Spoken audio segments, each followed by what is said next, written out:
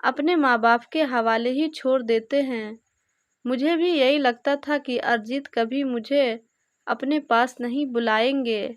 अब अरिजीत के जाने का वक्त आ गया था। जब मैं अपनी सास और ननद के साथ घर वापस आ रही थी तो मेरी आंखों में नमी थी। मेरी सास ने मेरी उदासी को महसूस करते हुए कहा, उर्मिला, कुछ दिनों के लिए तुम अपने मायके चली जाओ, ताकि वहाँ तुम्हारा भी दिल लग जाएगा। अपनी सास की बात सुनकर मैं बहुत खुश हो गई थी। ऐसा सोच तो मैं भी रही थी, लेकिन कहने की मेरी हिम्मत नहीं हुई थी कि मेरी सास यह न सोचे। अपने पति के जाते ही मैं मायके की तरफ दौड़ गई। मेरी सास ने खुद ही ड्राइवर को कहकर गाड़ी का रुख मेरे मायके की तरफ मुड़वा दिया था। अपने घर आकर मैं बहुत खुश थी और अपने कजन के साथ मेरा दिल लग गया था।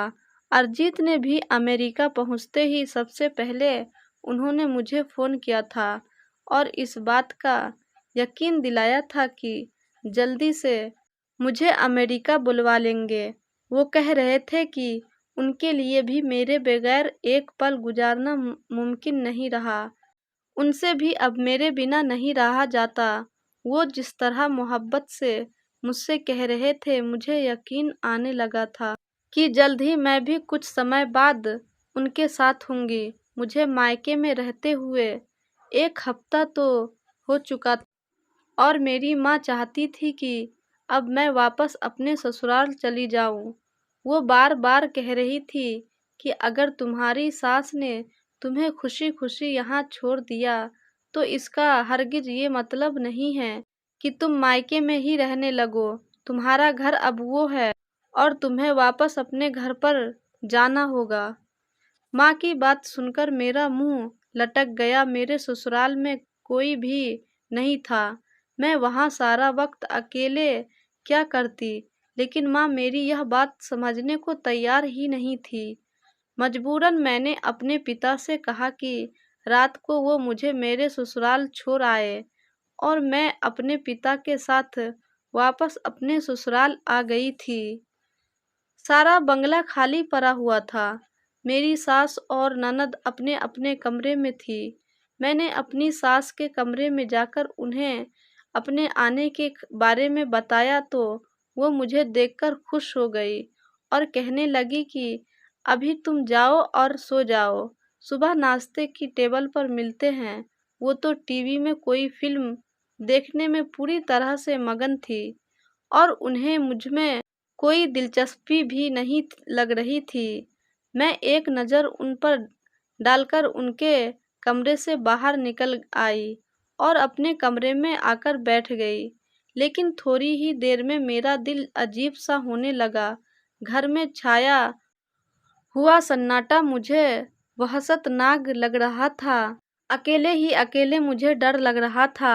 मैं अकेली थी और आज मुझे पता चला था कि मुझे अकेलेपन से डर लगता था। मेरे मायके में तो अपने कमरे में बैठकर ही बाहर से आने वाली आवाज़ों से मेरी जान नहीं छूटती थी।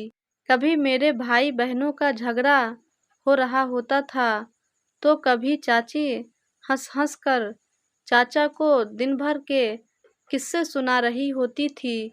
वो आवाज़ें जो कभी मुझे परेशान करती थी, आज मुझे उन आवाज़ों की कमी महसूस हो रही थी। एक लड़की के लिए अपना घर-बार छोड़ना कितना मुश्किल होता है, इस बात का अंदाज़ा शायद कोई मर्द कभी नहीं समझ सकता। मेरी आंखों में आंसू। सर्दियों के दिन थे, लेकिन डर के मारे मेरा शरीर पसीना-पसीना हो रहा था। मुझे अपने कमरे की खिड़की पर कुछ साया सा महसूस हो रहा था, जबकि एक खिड़की घर के बगीचे में खुलती थी और इतनी सर्दी में तो कोई रात के इस वक्त बगीचे में आकर क्या करेगा। मेरी सास और ननद अपने अपने कमरे में थी।